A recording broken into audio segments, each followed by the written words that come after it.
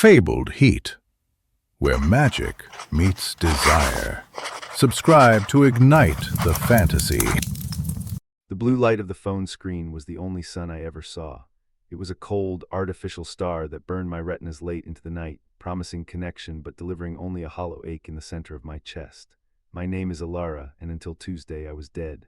Not biologically, my heart beat, my lungs inflated, but my spirit had calcified under the crushing weight of a routine that felt more like a slow-motion burial. Wake up, coffee that tasted like burnt dirt. The subway commute, pressed against the sweaty backs of strangers who would not look me in the eye. 8 hours of data entry, turning human lives into spreadsheets. Then home to the empty apartment, where I would doom scroll until my thumb cramped, desperate for a spike of dopamine to prove I was still capable of feeling anything. That Tuesday was no different, until I hit the third step of my apartment building's staircase. I was thinking about a video of a cat I had just watched, feeling a vague, distant envy of the animal's simplicity. Then the air pressure dropped. It was not a subtle shift. It was as if the atmosphere had been sucked out of the world instantly. My ears popped, a painful, wet crack.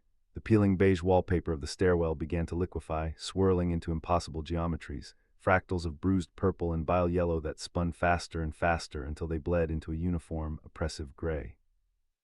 My knees hit a floor that was no longer wood, but a seamless, cold material that felt like polished bone. I spent the first few minutes heaving dry sobs into the silence. The nausea was profound, a physical rejection of this new reality. When the bile settled, I pushed myself up. I was in a cube. It was perhaps 10 feet by 10 feet, illuminated by a sourceless, milky glow. No doors, no windows, no seams, just gray. "Hello," I croaked. My voice sounded flat, instantly absorbed by the walls. "Is anyone there?" Panic, cold and sharp, began to dissect my rationality. I clawed at the walls. My fingernails scraped against the impenetrable surface, leaving no mark. I paced the perimeter, counting steps, hoping for a glitch, a hidden latch, a dream to wake from. Nothing. The silence was heavy, a physical weight pressing against my eardrums. Time lost its meaning. It could have been an hour or a day before the environment shifted. I had collapsed in the center of the floor, knees pulled to my chest, staring catatonically at the gray, when the wall in front of me dissolved into transparency. I scrambled back, my breath hitching. It was not just a window, it was a revelation of hell. I was suspended in a chamber of incomprehensibly massive proportions, a vast cylindrical silo that plunged down into an abyss of shadows. Lining the walls of this silo were thousands of glowing squares, other cubes, other cages. I saw movement in the cell directly across from mine, hundreds of yards away. A man was pounding his fists against the glass, his mouth open in a silent scream. In another, a woman curled in a fetal ball. We were a hive of captives, a collection of specimens displayed for a viewer I could not see. Then I looked down. Far below, in the center of the silo's infinite drop, something moved. It defied the laws of biology and physics. It was a mass of shifting iridescent vapor and visceral flesh, a chaotic storm of matter that constantly folded in on itself. It was huge titanic, scraping the edges of the silo as it writhed. Limbs formed from the smoke, long, shadowy claws, weeping wings, shapes that hurt my eyes to track, only to dissolve back into the central mass. It was mesmerizing, it was horrifying. It was like watching a star die and be born simultaneously. As I pressed my hand against the cold glass, transfixed by the impossible geometry of the beast, the creature paused in its thrashing. The swirling vapor slowed. I felt a sudden, intense pressure in the base of my skull, like a hook sinking into the soft meat of my brain.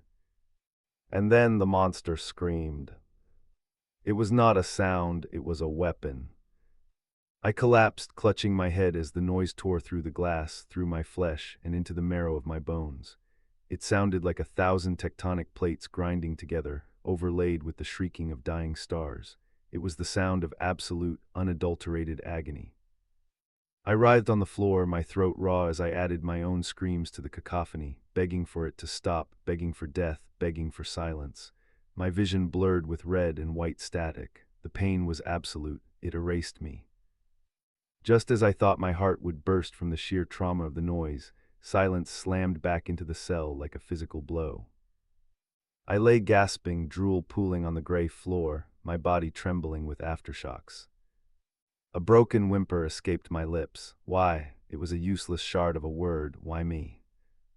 I managed to lift my head, looking through the glass. The creature was still there, pulsing, and then the air in the silo rippled again. I squeezed my eyes shut, bracing for the pain, my hands flying to cover my bleeding ears. But the scream did not come. I waited for the flaying of my mind, my body coiled tight as a spring, but the assault never arrived. Instead, a melody washed over me. It started as a low thrum, vibrating through the floor of the cell and traveling up my spine, distinct from the metallic coldness of the prison. It was a sound that bypassed my ears and resonated directly with my nervous system. It was soft, like the brush of velvet against skin, then it swelled into a symphony of impossible beauty. It was singing. Slowly, terrifyingly, I uncurled my body. I lowered my hands from my ears. The sound was sweet, honey and ambrosia, the scent of rain on hot asphalt, the feeling of a first kiss. It was not just auditory, it was sensory. It tasted like nostalgia. It felt like being held.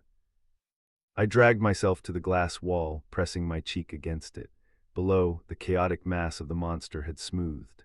The frantic, jagged edges of its form had softened into rhythmic undulations, glowing with a bioluminescent blue that matched the thrumming in my veins. Tears streamed down my face, but they were not tears of pain anymore. They were tears of relief, of a sudden, piercing joy that I had not felt in years. The dullness of my office job, the loneliness of my apartment, it all washed away under the tide of this song. It felt familiar. It felt like a key turning in a lock I did not know I had. Come to me, the melody seemed to whisper, though there were no words. I am here, you are here. I stared down into the abyss, and for a terrifying second I felt a pull, not gravity but magnetism. Amidst the swirling chaos of the entity, 2 points of light coalesced eyes. They were vast, burning with the intensity of a supernova, and they were looking up. They were looking at me. A shiver that had nothing to do with fear and everything to do with recognition raced down my spine. My breath hitched. In that glance, the universe narrowed down to the glass of my cage and the burning gaze in the dark. Then the music stopped. The silence that followed was colder than before. It was the silence of a guillotine blade hanging suspended. A mechanical grinding noise echoed from the left side of the chamber. My eyes snapped away from the abyss to the wall of cages across from me. A section of the grid, perhaps 50 cells, suddenly shuddered. The glass walls of those cells retracted into the ceiling with a unified hiss. No, I breathed, the fog of bliss evaporating instantly. I saw the people inside those cells. Some were still dazed from the song, smiling beatifically at the empty air. Others were waking up to the horror, scrambling backward. The back walls of their cells lurched forward. It was a hydraulic push, slow and inexorable. No, no, I slammed my fist against my own glass, screaming a warning they could not hear. The prisoners were pushed to the ledge. One by one, gravity claimed them. They tumbled out into the void, limbs flailing, screams swallowed by the distance. Below, the creature abandoned its calm geometry. The beautiful blue light turned a violent, bruised crimson. The mass surged upward like a waiting mouth. I watched, paralyzed with horror, as the falling bodies met the mist. There was no impact, only absorption. The creature did not chew, it unraveled them. I saw flashes of biology, an arm, a torso, disintegrating into light and shadow as they were pulled into the roiling center of the entity. The creature fed, and as it did, the screaming returned.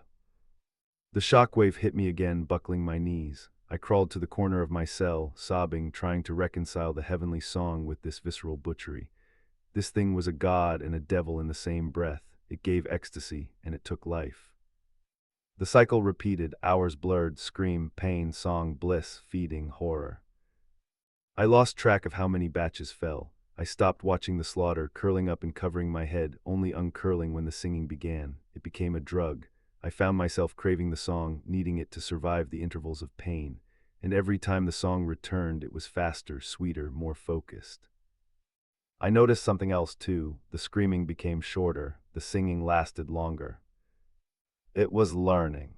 It was discarding the discord. It was searching for the harmony. I was lying on the floor, exhausted, basking in the glow of the latest hymn, when the song cut out abruptly. I braced myself for the metallic screech of the distant cages, for the sound of others dying. But the sound came from my ceiling. A click and a hiss. The air in my cell changed, the temperature dropped. The barrier, the glass wall that separated me from the drop, slid upward and vanished into the wall. I scrambled backward, pressing my spine against the rear gray wall. My heart hammered against my ribs like a trapped bird. "Not me," I whispered, my voice trembling. "Please, not yet." The back wall hummed. It began to move. The wall pushed me with the inexorable indifference of a machine. I dug my heels into the floor, my rubber soles screeching against the smooth gray material, but it was useless. I was a speck of dust being swept off a table. Inch by inch, I was shoved toward the precipice. The open air of the silo rushed to meet me, smelling of ozone and ancient dust. I stared out at the dizzying drop, my toes curling over the edge of the floor. "Please," I screamed into the void. The wall gave one final shove. I fell. The wind roared in my ears, whipping my hair across my face, blinding me. My stomach dropped into my throat. I squeezed my eyes shut, waiting for the impact, waiting for the tearing of flesh, waiting to be unraveled like the others. I fell past row after row of empty cages, a plummeting stone. But the impact never came. Instead, my descent slowed. It was not the sudden stop of a parachute, but a gradual thickening of the air around me. The atmosphere turned viscous, like warm honey. I opened my eyes. I was floating 10 feet above the writhing surface of the creature. Up close, it was terrifyingly magnificent. The shifting vapors were not just smoke. They were composed of millions of tiny, luminescent runes that swirled and danced. And the eyes, the two burning stars, were right there, vast and ancient, fixated on me. I hung suspended in gravity that should not exist. I was not being eaten. I was being held. A thought not my own detonated in my skull. It was a voice that bypassed my ears entirely, deep and resonant, vibrating through my very soul. "Found you." My limbs tingled, a strange warmth spreading through my chest. The terror that had gripped me moments ago began to bleed away, replaced by a surreal, overwhelming sense of belonging. It was the feeling of walking into a warm house after a blizzard. "What are you?" I whispered aloud, though I knew instantly it was a he, could hear my thoughts. The thoughts, heavy with the weight of eons, settled in my mind, hungry, lost, waiting. A tendril of the shifting smoke rose up, solidifying into a massive hand that was surprisingly human in shape, though composed of starlight and shadow. One finger, larger than my entire body, brushed the air near me.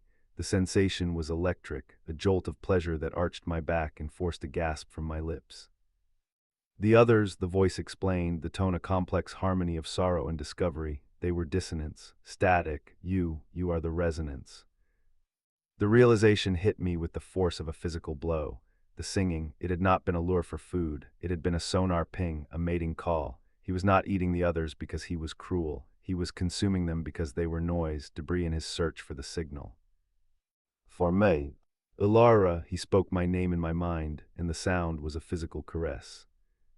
I felt a phantom touch trace my cheek, my waist, intimate and possessing. I should have been repulsed. I should have been horrified by the mounds of dead prisoners that had fueled this search. But as I looked into those burning eyes, I felt a darkness in myself answer him. I saw my own loneliness reflected in his cosmic isolation. We were both trapped in boxes, mine made of drywall and routine, his made of geometry and hunger. "You are trapped too," I said, tears floating off my face in the zero gravity. Since the stars were young, the mental voice was laced with an infinite sorrow. The smoke swirled around my legs, pulling me closer. "Stay," he pleaded, the thought a silken rope pulling me closer. "Become part of the weave, end the silence." I reached out, my hand trembling, toward the massive face forming in the mist. I wanted to touch him. I wanted to dissolve into that song and never worry about spreadsheets or empty apartments again. I felt the connection snap into place, a golden thread tying my ribcage to his core, faded, inevitable. His form shifted, condensing, trying to become something small enough to hold me without breaking me. A shadowy torso, a face of terrible beauty, emerging from the chaos. He hovered inches from me. A possessive growl echoed not in the air, but in the deepest parts of me, vibrating in my belly, my heart. Mine. But as his shadowy substance brushed my bare arm, I hissed. The skin blistered. He recoiled violently. the song fractured into a discordant note of panic. His panic was a knife in my own mind. No, too fragile, too bright. The realization washed over him, and I felt his despair choke me. I was flesh and blood. He was pure energy and void. To touch me was to burn me. To absorb me was to kill the only thing that had ever sung back to him. I do not care, I sobbed, reaching for him again, ignoring the stinging pain on my arm. Do not let me go. The eyes narrowed. The immense swirling mass beneath us began to spin faster, generating a wind that howled. His despair choked me, a wave of cosmic grief. I cannot keep you without destroying you, and I will not destroy my heart. No, I shouted, please. Return, Elara. The command was gentle but absolute. Grow strong. I will find a way to cross the bridge without burning it. The world began to spin. The gray walls of the silo blurred into a kaleidoscope of nausea. And a final, desperate thought, a promise that seared itself into my memory. Wait for me. The force of his will slammed into me, not an attack, but a shove of protection. I was flung upward, away from the warmth, away from the song, back into the cold, silent indifference of the universe. I hit the stairs hard. My shoulder slammed into the wooden banister, and I tumbled down 3 steps, landing in a heap on the dirty carpet of the landing. Silence. Absolute suffocating silence. I lay there for what felt like hours, gasping for air, clutching my arm. The skin was red and tender, marked with a swirling pattern that looked like a burn or perhaps a brand. The dilapidated wallpaper was yellow and peeling again. The smell of cabbage and old cigarettes wafted from a neighbor's apartment. I was back. I screamed until my throat bled, pounding my fists on the floor, begging the gray walls to come back, begging for him to take me. But nothing happened. The world remained stubbornly, boringly real. The weeks that followed were a blur. I went to the hospital for the burn on my arm. I told them I fell against a radiator. They gave me ointment and looked at me with pity, seeing a woman who was clearly unhinged. I tried to go back to work. I sat at my desk, looking at the numbers, and felt a profound, aching hollowness. Food tasted like ash. Music, human music, sounded like tin cans rattling in the wind compared to the symphony of the void. I was a ghost haunting my own life. Every time I closed my eyes, I saw them, the falling bodies, the red mist, the trauma was there. I would wake up sweating, hearing the screams of the dying. But the nightmare always ended the same way, with the memory of his voice in my mind, the feeling of being held, the absolute certainty that I belonged in the dark. I quit my job. I walked the city at night, seeking the darkest shadows, whispering a name for him that he had never given me, but that felt right on my tongue. Selim. 6 months passed. Hope had frayed into a thin, raw nerve.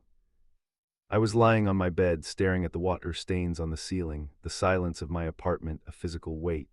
Why have you not come? I whispered to the empty room. You said you would find a way. You promised. I traced the scar on my arm. It had not faded. In fact, under the light of the moon, it seemed to pulse with a faint, internal rhythm.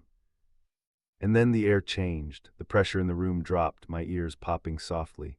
The low hum of the refrigerator ceased. A profound stillness fell, a silence deeper than any I had known before. My heart stopped. I sat bolt upright, every nerve ending a light. A low vibration started in the floorboards. It was not a sound I heard, but one I felt in my bones. Thrum, thrum, thrum. It was the melody, fainter than before, filtered through the layers of reality, but it was unmistakably his song.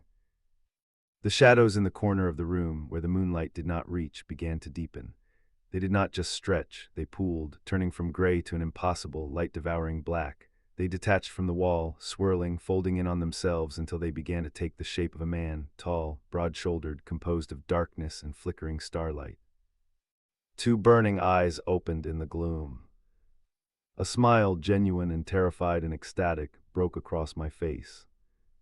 The voice in my mind was a whisper, weak from the journey but triumphant. Elara. I scrambled off the bed, disregarding the part of my brain that screamed to run. I ran toward the dark. You found the bridge, I wept. He stepped fully from the shadow, his form stabilizing, becoming solid enough to touch. He reached out a hand, not a claw of vapor, but a human hand forged from twilight, and this time when his fingers brushed my cheek, they did not burn. They were cold, like the void between stars, but they were solid, real. I told you, he murmured, the thought a current of warmth in my mind as the song swelled, drowning out the noise of the world. I would not destroy my heart. I leaned into his touch, my own hand coming up to cup his, marveling at the impossible reality of him. You are here. He drew me closer, and for the first time I felt the substance of him against me. He was solid, yet he felt like the night sky. I was home. And I will not leave you again, he promised, his voice filling the emptiness that had haunted me for a lifetime. I closed my eyes, and for the first time since I had fallen, the song did not end.